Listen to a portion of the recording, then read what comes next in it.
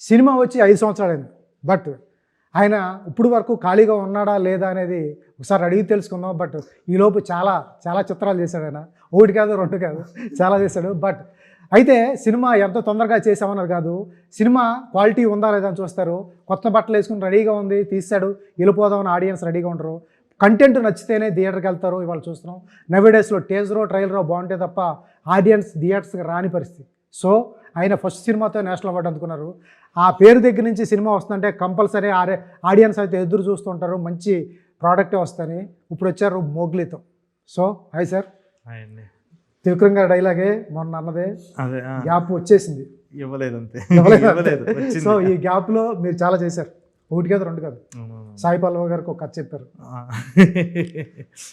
అదేంటి, ఏం కదా, లేడీ ఓరియంటెడా అసలు ఏంటి? ఒక కథ చెప్పాను సార్, అది ఒకటి ఫీమేల్ ఓరియంటెడ్ దాంట్లోనే. తర్వాత మళ్ళీ ఇంకా వేరే దాని మీద అది ఎందుకు మెటీరియలైజ్ అవ్వదు అంటే అది మెటీరియలైజ్ అవ్వడం అనేం కాదు సార్. అది దాని తర్వాత అది ఇంకా ఎలా చెప్పాలి అని అంటే, ఈ కైండ్ ఆఫ్ కథలు చేయటం కరెక్ట్ కాదేమో అన్నట్టు అనిపించింది. అంటే ఒక కైండ్ ఆఫ్ డిస్కషన్ అయితే జరిగింది సార్, ఒక మంచిగా ఒక హెల్దీ డిస్కషన్ అయితే జరిగింది నాకు ఆవిడకి. తర్వాత నాకు ఇంకా అది ఆ ప్రోగ్రెస్ అయ్యే కొద్దీ ఇది మనం ఈ టైంలో చేయటం కరెక్ట్ కాదేమో, ఇంకొక 2-3 సినిమాలు చేసిన తర్వాత కరెక్ట్, ఇది మనం ప్రూవ్ చేసుకున్న తర్వాత చేయాలి. డేట్స్ తీసుకున్న తర్వాత కాదండి వెరీ క్యాజువల్ మీటింగ్, అది వెరీ క్యాజువల్ మీటింగ్. ఒకసారి అది కలవటం, జస్ట్ క్యాజువల్గా మాట్లాడుకొని కలిసేయటం జరిగింది. మాట్లాడుకున్నాము, ఇది బాగుంది అనిపిస్తుంది. కానీ తర్వాత నాకు ఆ కథ హ్యాండిల్ చేయడానికి ఇంకొంచెం ఎక్స్పీరియన్స్ కావాలి అన్న ఫీలింగ్ వచ్చింది. అంత స్పాన్ ఉంటుంది కదా, నాట్ ఎబౌట్ స్పాన్, కాంప్లెక్స్ స్టోరీలో ఉన్న ఒక కాంప్లెక్సిటీ, క్యారెక్టర్లో ఉన్న కాంప్లెక్సిటీ, దానివల్ల ఇంకొంచెం మెచ్యూరిటీ నాకు రావాలేమో అన్న ఫీలింగ్ అయితే. అప్పుడు లైన్గా చెప్పారా మొత్తం కథ డ్రాఫ్ట్ అంతా రెడీ అయిపోయింది? లేదండి, అప్పుడు ఒక అరగంట.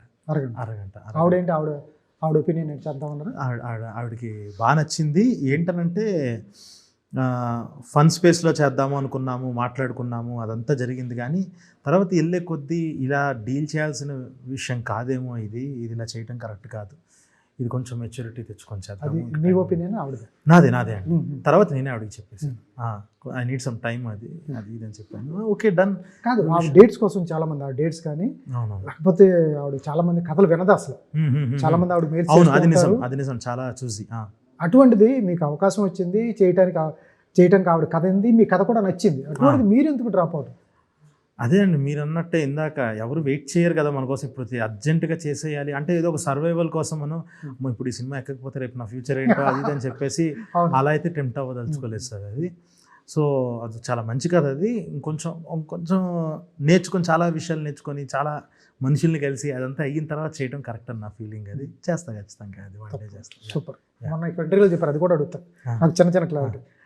ఒకటి మల్టీ స్టారర్కి ఒక కథ రాశారు, ఏంటి సార్, ఎటువంటి కథ అది? ఇంకో విజయవాడ బ్యాక్డ్రాప్ రౌడీజం దాని మీద ఒకటి సెట్ వచ్చినాయి కదా సార్. రాంగోపాల్ గారు తెల్లారు లేస్తే వంగవేట అని దేవినేనని అది చేస్తూనే ఉంటాడు కదా సార్. అంటే ఈ లవ్ స్టోరీస్ కూడా మనం వచ్చిందే కదా సార్, మనం చాలా చూసింది కదా. మన పర్స్పెక్టివ్ మనం ఏం చెప్తున్నాం, మన సెన్సిబిలిటీస్ దానికి ఏం యాడ్ చేస్తున్నాము అన్నది ఒకటే నమ్ముతాను సార్ నేను. అంటే ఆ కథ ఆల్రెడీ చెప్పారా దానికన్నా మనం చెప్పలేదు కదా అన్న చిన్న కైండ్ ఆఫ్ ఒక నమ్మకమే అది. సో అలా చెప్పేదే. కానీ అంత ఆర్జీవి గారు చాలా రాగా రూటెడ్గా తీసుకెళ్ళారు. మనం ఏంటంటే అందులో కూడా ఒక కైండ్ ఆఫ్ ఒక ఇన్నోసెన్స్, మంచితనము, లవ్ స్టోరీ, ఇవి కూడా ఒక ఇమిడి ఉంటాయి. ఆయన కరెక్ట్గా to the point, core point చెప్తారు రాగా. మనం మన స్టైల్లో కొంచెం చెప్తాం. ఎక్కడ సార్ ఆ కథకి పునాది ఎక్కడ? ఎందుకంటే బేసిక్గా మీది విజయవాడ. అవును సార్.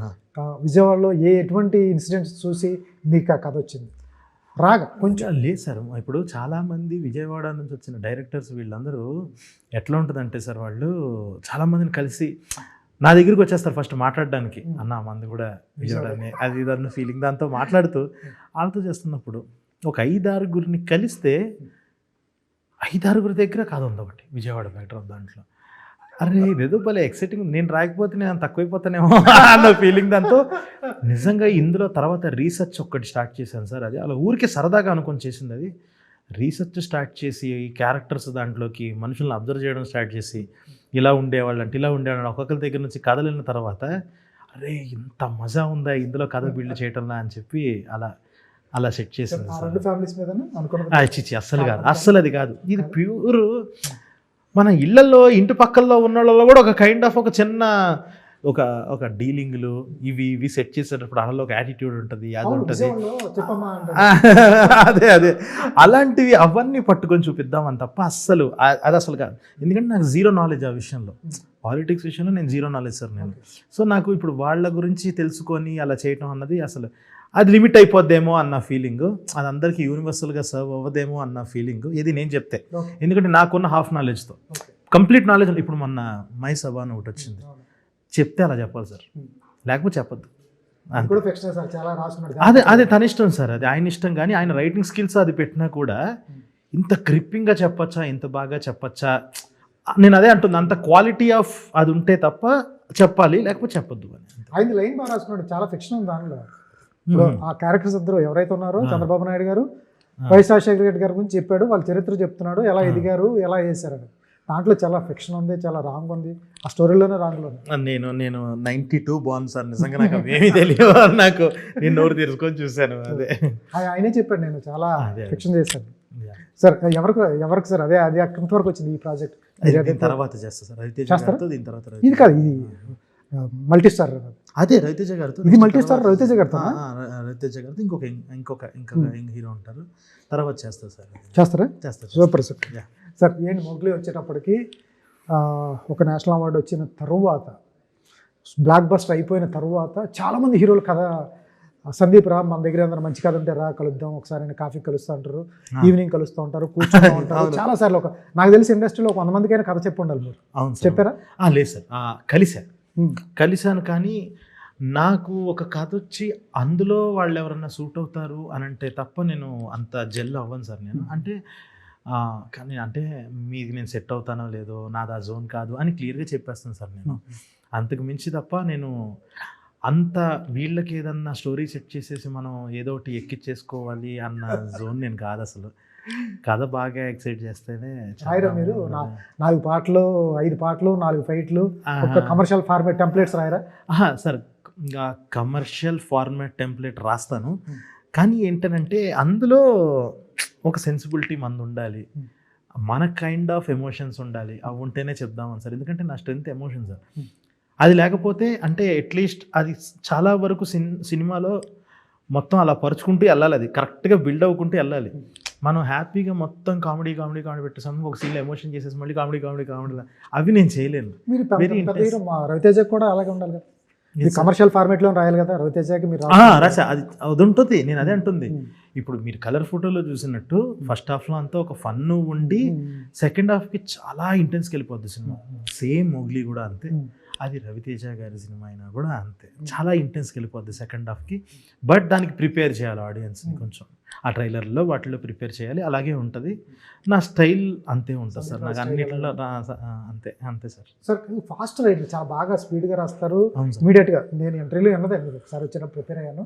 బట్ ఇమీడియట్గా మీ సినిమా 23 రిలీజ్ అయితే నవంబర్ 1కి ఏదో కాల్ ఇచ్చారు అసిస్టెంట్ డైరెక్టర్లో కాల్. అంత స్పీడ్గా ఉన్న మీరు ఇంత గ్యాప్ తీసుకున్న 5 సంవత్సరాల గ్యాప్ అనేది నాట్ ఈజీ థింగ్. ఈ గ్యాప్ని చాలా బాధపడాలి. అవును సార్, చాలామంది ఏం సందీప్ చేయట్లేదు అంటారు, ఒకరు అటు వెళ్ళినప్పుడు నెక్స్ట్ సినిమా ఏదంటారు. లేదు సార్, 1 ఫిల్మ్ వండర్ అన్నారు చాలా మంది, అన్నీ అన్నా సార్. కాదు, ఫ్లాప్ అయిన వాళ్ళు ఖాళీగా ఉండటం ఒకటి, హిట్ అయ్యి నేషనల్ అవార్డు వచ్చి మీరు ఖాళీగా ఉండటం అనేది వేస్ట్ కానీ. అదే సార్, ఫ్లాప్ అయిన వాళ్ళే ఇంకా బెటర్ సార్, రియాలిటీలో ఉంటారు. మనకి ఎట్లుంటుందంటే ఓకే ఒకటి చేసాము, ఏంటిది టపాకా ఎంత పేలింది పెద్దగా, ఈసారి ఇంకా పెద్దది ఆటంబం చేసేయాలి అన్న ఫీలింగ్ ఉండి. నిజం సార్, అంటే ఒక 28కి ఎట్ ది ఏజ్ ఆఫ్ 28కి ఫస్ట్ది చాలా ఎంత పెద్దది రావాలో అంత వచ్చింది. దాని తర్వాత ఏంటంటే ఇంకా ఊపులో ఇంకా ఏం చేసినా వర్కౌట్ అయిద్దని చెప్పేసి మించిన కళ్ళు కనేసి, ఆ టైంలో దానికి తగ్గట్టు ఇంకా మించిన కళ్ళు కనేసి కొంచెం స్లో అయింది, ప్రాసెస్ అయ్యింది అది. కానీ ఆ ప్రాసెస్లో ఏ రోజు కూడా నేను ఆ ఖాళీగా ఉంటుంది దానికన్నా కూడా ఏదో రకంగా భాగం అవుతూ కొన్ని రాసా, కొన్నిట్లో యాక్ట్ చేశా, ఇలాగా అలా నన్ను నేను బిజీగానే పెట్టుకున్నాను సార్. ఒకటేంటి అని అంటే డైరెక్షన్ అన్నది నేను ఇంకొక నా పీక్ పాయింట్ ఆఫ్ లైఫ్లో చూస్తున్నాను సార్. డైరెక్షన్ అన్నది అది ఎలా పడితే అలాగా సర్వైవల్ కోసం చేసేయద్దు, మిగతావన్నీ సర్వైవల్ కోసం చేద్దాం. డైరెక్షన్ చేస్తే రావాలి, కొట్టాలి. అంత బ్లాక్ బస్టర్ అయినా నేషనల్ అవార్డు అయినా సర్వైవల్ ఫ్యాక్టర్ ఒకటి ఉంటుంది.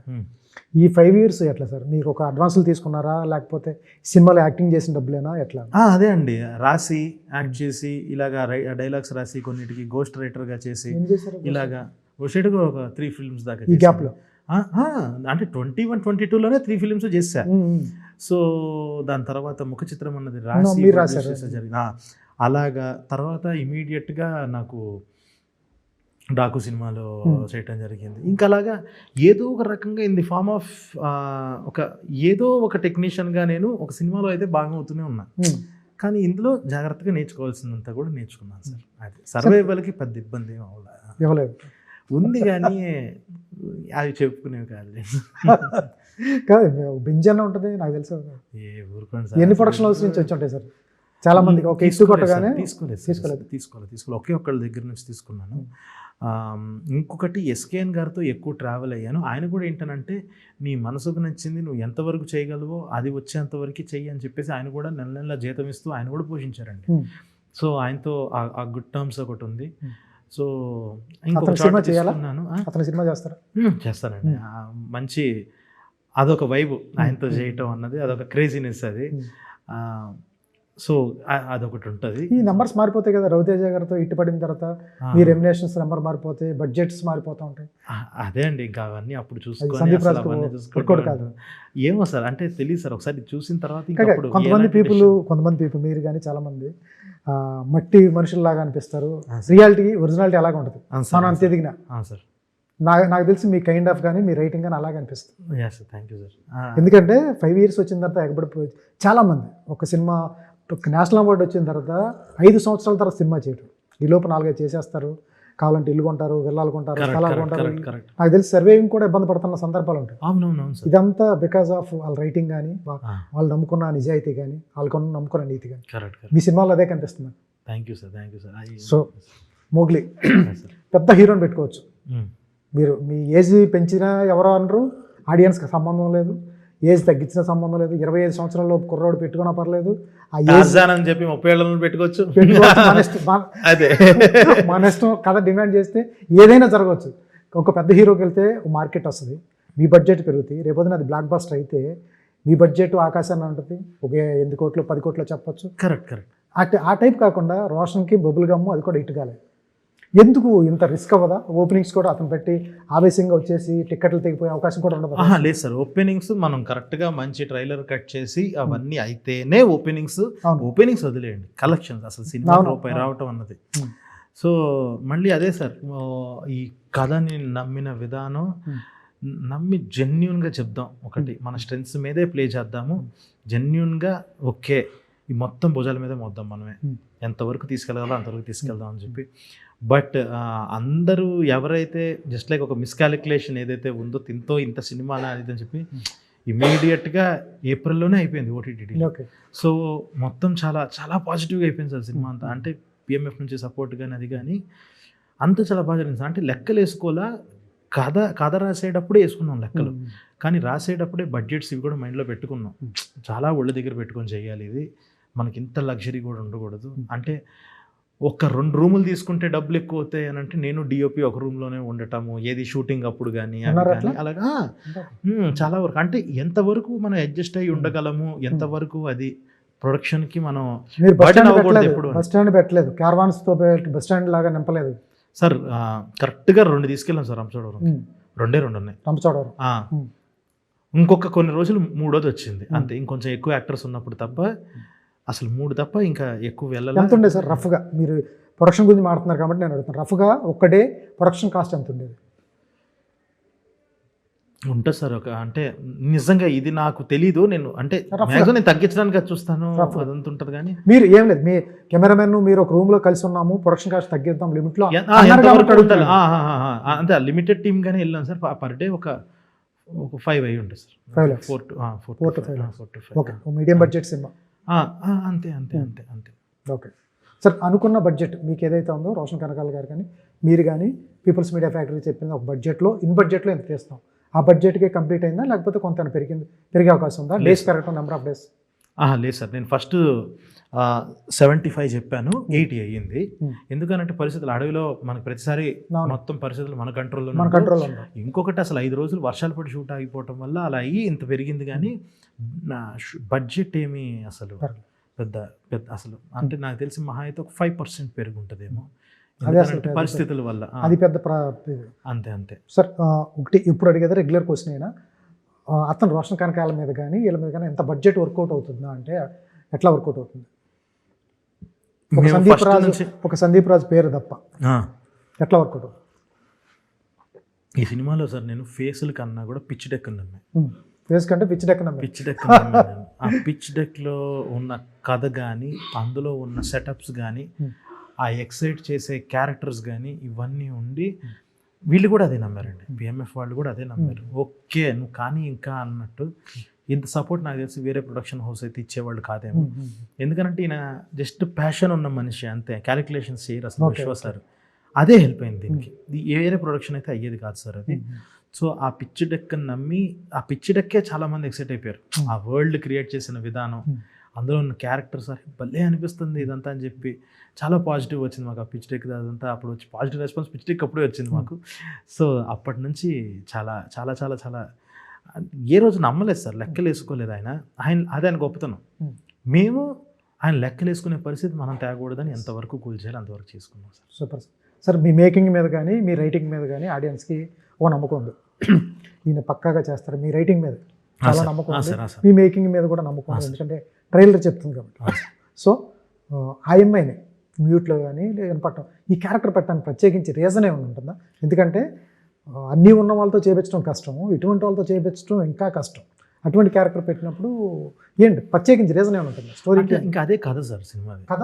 ఎందుకు అన్నది అదే, ఎందుకు అని అన్నదే అంటే ఇంకా అది చెప్పేస్తే ఇంకా మజా పోద్ది. ఇంకా అంటే చూసేటప్పుడు సినిమాలో ఓహో ఎందుకా అన్న ఫీలింగ్ అర్థమైద్ది. మనం ఎందుకు పెట్టాము ఆ క్యారెక్టర్ అలా ఉంది అని. ఒక ఏ సినిమా అయినా కూడా ఒక బలమైన సీన్తో మొదలైద్ది. ఆ సీన్ రాసిన తర్వాత మొదలు పెట్టాం ఈ సినిమా అంతా రాయటం. సో ఆ సీన్ ప్రేరేపించింది మమ్మల్ని ఈ క్యారెక్టర్ని ఇలా చేయడానికి అని చెప్పి. సో దానికి ఒక బ్యూటిఫుల్ రీజనింగ్ అయితే ఉంటుంది సార్ సినిమాలో. అయితే మనకు కనిపించేది వేరు, సినిమాలో వచ్చేది వేరుగా ఉంటుంది. నిజం యా సార్. మీ ఏదైతే ఇష్టం ఉందో అది కనిపిస్తుంది సెకండ్ హాఫ్. సందీప్ రాజు గారు ఇష్టం. Yeah sir. Super sir. Sir మీ ప్రమోషన్ ఇష్యూస్లో కానీ ఎన్టీఆర్ కానీ చరణ్ గారు కానీ ఇద్దరు బాగా హెల్ప్ చేశారు. ఎన్టీఆర్ గారితో ఆ రోజు మాట్లాడింది కానీ ఆయన చూసినప్పుడు కానీ ఏం చెప్పారు ఏంటి? మాకు అక్కడ లోకల్లో మాకు చిన్న వీడియో వదిలేరు, తర్వాత ఆయన చూసిన తర్వాత ఆయన ఏం చెప్పారు? సార్కి బాగా నచ్చిందండి. సో ఇంకా రాజీవ్ కనకాల సార్ తీసుకెళ్లారు, టీజర్ అది ఇది అనగానే నేను తీసుకెళ్తారా అని చెప్పి తీసుకెళ్లారు. సో ఒక ఎనర్జీ సార్, ఆ ఎనర్జీ వేరే లెవెల్ ఎనర్జీ సార్. అసలు అంటే అదొక హ్యాండిల్ చేయడం కూడా కష్టమే. అంటే ఇంకా మనం ఆయన వచ్చి అలా కూర్చుంటే వచ్చి కూర్చున్నారు, సరదాగా మాట్లాడేస్తున్నారు. అది ఏంటి మనం ఏం మాట్లాడుతున్నాం ఇంత రియలైజ్ అయ్యేలోపే నెక్స్ట్ టాపిక్కి వెళ్ళిపోతారు, నెక్స్ట్ టాపిక్ వెళ్తారు, మాట్లాడేస్తారు. ఫస్ట్ టైం అనమాట అసలు డైరెక్ట్గా చూడటము అదే ఫస్ట్ టైము.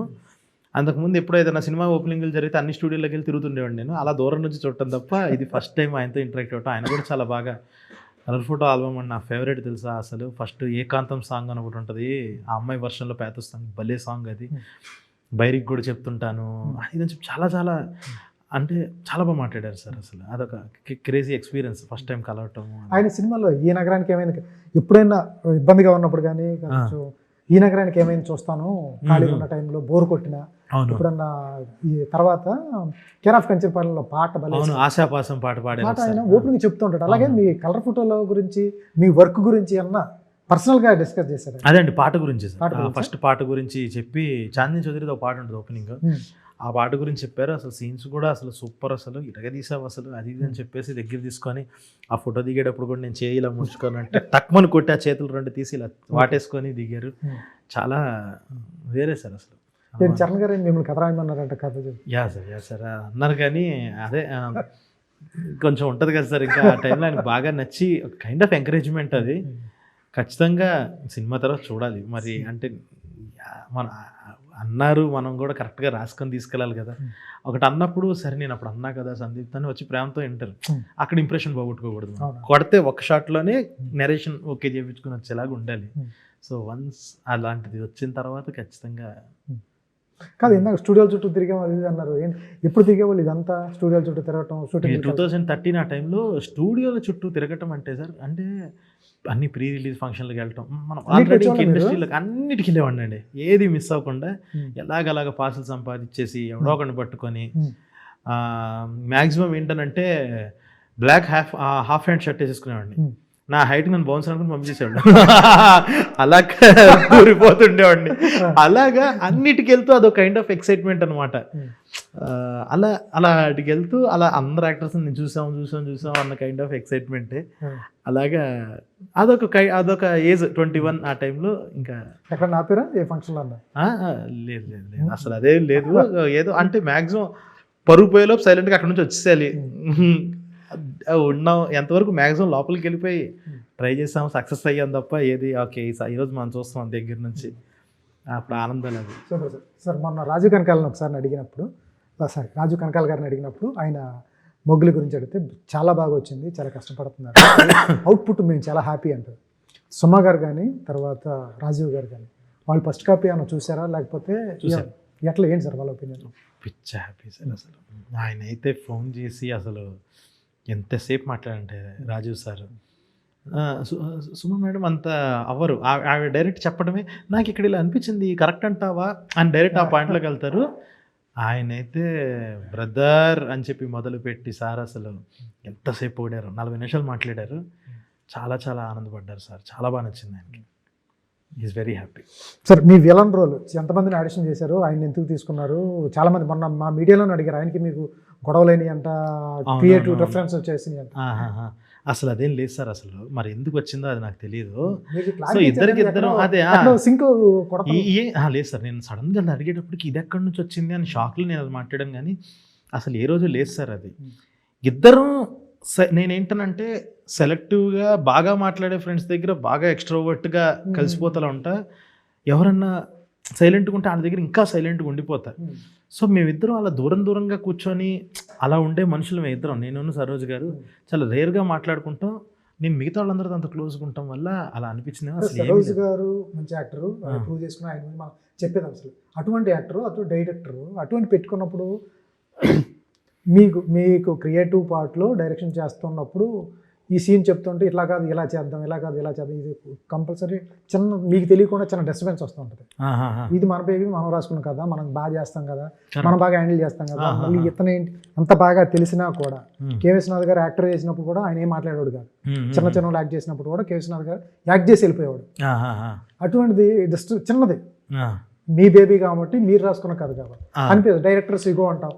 కరెక్ట్. నాకు క్యారెక్టర్ నుంచి ఏవే వెళ్ళినంత వరకు నాకు ఓకే సార్. అంటే ఆయన కూడా మా ఇద్దరిది ఎట్లా ఉండేదని అంటే, ఇది ఇక్కడ ఇలా చెప్తా అంటే నేను ఇక్కడ ఒకటి అనుకున్నాను అంటే ఏమనుకున్నారు అని అంటే చూపిస్తా చూడు, వెళ్ళి యాక్షన్ చెప్పు అని అంటాడు. అలా నేను డైరెక్ట్గానే చూపిస్తాను కానీ నేను నీకు చెప్పు నేను ఏం చేస్తున్నాను అని చెప్పి కొన్నిసార్లు మామూలుగా సర్ప్రైజ్ చేయడు. సో అలాంటి సర్ప్రైజ్ చేసినప్పుడు సూపర్ ఉంది అనుకుంటాం. కాదు ఇక్కడ ఎందుకు నేను వద్దంటున్నానంటే దానికి అక్కడ ఒక లింక్ ఉంది అని చెప్పిన తర్వాత అవును కదా హీరో నిజం కదా అని చెప్పేస్తానే చేస్తారు ఇమీడియట్గా. సో చాలా ప్లేఫుల్గా ఉంటుంది మా ఇద్దరి మాటలు, సీన్ డిస్కషన్ అదంతా కూడా. అవునవును. కానీ ఆ క్యారెక్టర్ని తను కూడా ఎంజాయ్ చేయడం స్టార్ట్ చేస్తారు చాలా బాగా. అసలు భలే ఉంది, ఇది భలే ఉంది, అసలు డైలాగులు భలే ఉన్నాయి, అది ఇది అని చెప్పి ఇద్దరు అలా అనుకుంటూ జోక్గానే చేసేసుకున్నాం షూట్ అంతా. కానీ ఏంటంటే దూరంగా కూర్చుంటాడు తను, చాలా ప్రొటెక్టివ్ మనిషి, మనుషులతో ఎక్కువ కూర్చోడు, దూరంగా కూర్చుంటాడు, తన ప్రపంచంలో తను ఉంటాడు. ఫోన్లు సిగ్నల్ పనిచేయవు, ఎవరి కారణం అలా కూర్చొని గాల్లో చూసుకుంటూ ఉంటాం అందరం, ఫోన్లు కూడా చూడకుండా. అలాగా కానీ ఏమేం చేశారు ఎండాకాలంలో, అసలు అనుకున్నంత ఈజీ అసలు కాదు, అసలు చాలా కష్టమైంది. ఇప్పుడు ఏంటి December 12th cinema release, January 1st production start చేస్తున్నారు ఇంకో సినిమా? సార్ Air 2 స్టార్ట్ అయిపోద్ది. Air 2 కాదు సార్, మాకు కావాల్సింది రవితేజ. లేదు సార్, అది ఇంకొంచెం స్క్రిప్ట్ ఒకసారి ఇప్పుడు సార్ది డేట్స్ ఇవన్నీ చూసుకోవాలి సార్. మీకు డేట్ చెప్పిన తర్వాత ఆయన బిజీగా ఉన్నాడు, 4-5 సినిమాలు 3 సినిమాలు చేసినట్టు. ఎగ్జాక్ట్లీ 3 సినిమాలు చేశారు, అవి కూడా పెద్దగా వర్కౌట్ అవ్వాలి. అది కాదు ఎంత మంచి కథ, అలా కాదు సార్. ఒకటే నాకు కావాల్సింది ఏంటనంటే సందీప్ ఆగు ఆగు ఆగు అని హోల్డ్ చేసి, అలా కాదు సార్. అదేంటనంటే ఒకే ఒక రీజన్ ఏంటనంటే ఆయన దానికి ఒక కొత్త లుక్ చేద్దాం అనుకున్నారు, ఇప్పటి వరకు చేయని ఒక కొత్త లుక్ చేద్దాం అని అనుకున్నారు. నిజంగా ఆ లుక్ చెప్పిన తర్వాత మిగతా ఇప్పుడు ఈ సినిమా చేస్తూ కాంబినేషన్లో ఇది చేసేద్దాము అని అంటే ఇంకా తర్వాత ఇద్దరికి మనసు ఒప్పట్ల, అది కంప్లీట్ వేరే లుక్ అది. సో ఆ లుక్ ఉంటేనే అందం అది. సో అది కూడా ఏంటంటే ఆయన చేస్తే ఇంక దీని మీదే ఓకే ఒక 30 రోజుల 40 రోజుల దాని మీదే ఉండి తర్వాత వెళ్ళి వేరే దానికి వెళ్ళాలి. సో అలాంటి టైం దొరికినప్పుడు చేయడమే కరెక్ట్ సార్ అది. సో నేను అదే నిజంగా ఇప్పుడు సార్ ఇప్పుడు శివాన్తో చేస్తున్నారు, శివ నిర్వాణ గారు చేస్తున్నారు, ఇంకొకటి చేస్తున్నారు కదా. ఆ అయిపోయిన తర్వాత ఓకే అబ్బాయి నేను ఇప్పుడు జూన్లో వస్తా అది ఇదేనంటే ఇంక నేను దాని మీద ప్రిపేర్ అయిపోతా. కాదబ్బాయి లుక్ మనం మార్చి చూడడం మన అనేస్తారు కదా ఓపెన్ గా, ఆయన ఎలా మారుస్తారు మీరు? లేదు సార్ అది అలా అలా ఉన్న దాన్ని బట్టే ఇంకా దాన్ని బట్టి మనం చూడరబ్బాయి ఓపెన్ చెప్పేస్తారు మనం చూడరబ్బాయి మారుస్తుంటారు సార్. ఇంకా అందమైన లుక్ సార్ అది, అదేమి ఎక్స్పెరిమెంట్ లుక్ అనుకుంటున్నారేమో, అసలు కాదు. కానీ అదే ఇప్పుడున్న కంటిన్యూటీలో అవన్నీ ఆయనకి అది ఎఫెక్ట్ అవుతాయి అని చెప్పేసి అలాంటి. Super sir, all the best. ఎందుకంటే దీని గురించి చెప్పేది ఏం లేదు, మీ రైటింగ్ మాకు తెలుసు, మీ వర్క్ మాకు తెలుసు, అందువల్ల మొగుల గురించి చాలా తక్కువ మాట్లాడినా కూడా సినిమా మీద నమ్మకం ఉంది. Thank you. పక్క టీజర్ కానీ ట్రైలర్ కానీ చాలా బాగుంది, కంటెంట్ మంచి కంటెంట్ చాలా బాగుంది. అండర్ కరెక్ట్గా ఏదో చెప్పబోతున్నారని తెలుస్తుంది.